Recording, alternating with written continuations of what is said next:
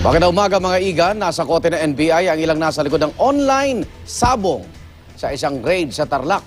Kumpiskado rin ang mga ginagamit nilang mga webcam at mga computer. Narito ang report ni Bam Alegre.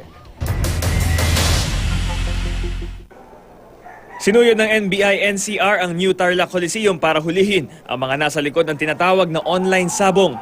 Legal naman ang sabong na ginagawa sa Coliseum. Yun nga lang, kinukuhanan nito at live na napapanood sa ibang lugar sa pamamagitan ng internet para pagpustahan.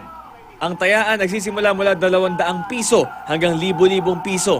Bagamat legal daw ang sabong sa Pilipinas, ipinagbabawal daw sa anti-cybercrime law ang pagkakitaan ito online, lalo't walang mga permit ang mga website na ito.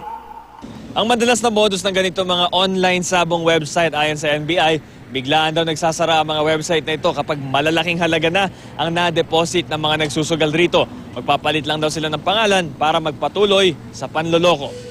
Mula sa mahigit 20 online sabong website, 6 na nag-ooperate nito ang natunton sa Coliseum. Kinumpiska ang kanilang mga kagamitan tulad ng mga webcam at computer. Babala ng mga otoridad sa mga utak nito, magpapatuloy daw ang kanilang operasyon lalo na sa Hilagang Luzon kung saan talamak daw ang operasyon nito. Para sa unang balita, Bam Alegre reporting.